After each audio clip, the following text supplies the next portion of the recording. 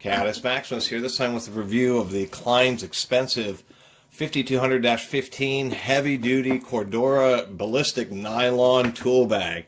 15-inch wide, 14 inches tall at the max, 9 inches deep. That's 1.1 cubic feet, quite a bit of space. Where my issue is really the price. Home Depot sells, this is a first generation one. And the big difference between the first and the second generation is they added some D-rings so you could use a shoulder strap. The first generation one, they just expected you to load it up and then carry it around like a shopping bag. So I'm glad they have changed that. But for $120 at Home Depot, the shoulder strap is optional at that price. I don't think I could really recommend this Klein bag. It's pretty nice. It is double wall Cordura, which is a heavy duty, thick nylon weave, and it has vinyl backed into it. If we can just get out a seam here, we can indeed see that it is 4 layers. Dual layers. Each of the rubberized coatings is facing each other, and you can see that there. So it gives, the fabric itself has water resistance, but since the way it's sewn on the inside of this bottom tray, water would end up sitting right on the edge and getting into it, and then there is no drain on the tray, so it just end up sitting in there. One of the issues, I mean, it is nice. It does feel heavy duty because it weighs almost 4 pounds. They use steel rods to help maintain the shape of the mouth of the bag, and I kind of wish they may have just used instead really oversized thick plastic rods. The reason is the metal is just so tough, even though they actually rounded the end of the rods, it'll eventually wear and poke through. They also want to get bent. And these indeed are steel rods here. You know, that initially seems really nice. The problem is it gets banged up. There's a kink on one side but not on the other, and as soon as you're trying to zip this thing up, and I wish the zipper was heavier duty. It's a little funky getting it started.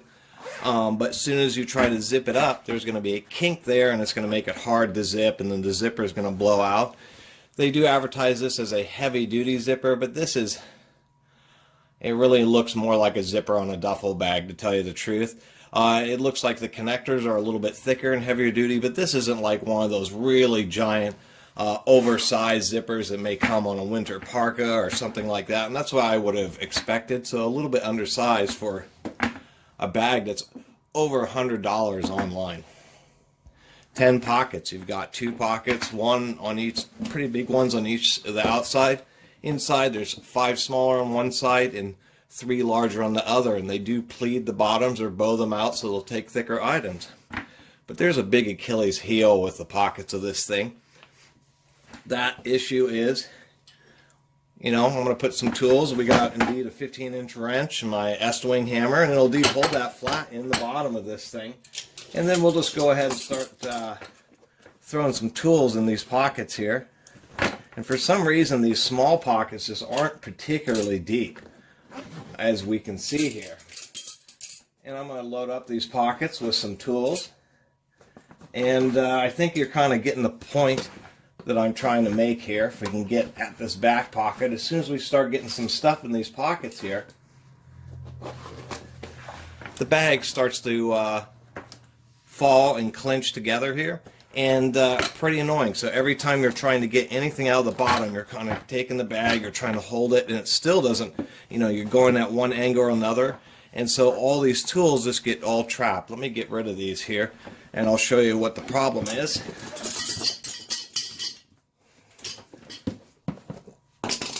There we go. The problem is that the bottom of the pockets stop right about here, right where the seam is, and so when you put anything into them, they just want to fall and draw in and make it just impossible to get at the bottom of the bag, and so it really is a design issue.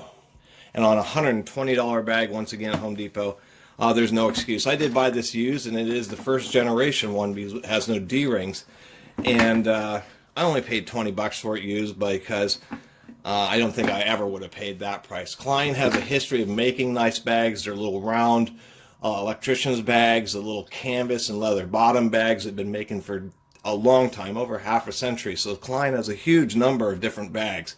Probably have the widest selection out of any tool company.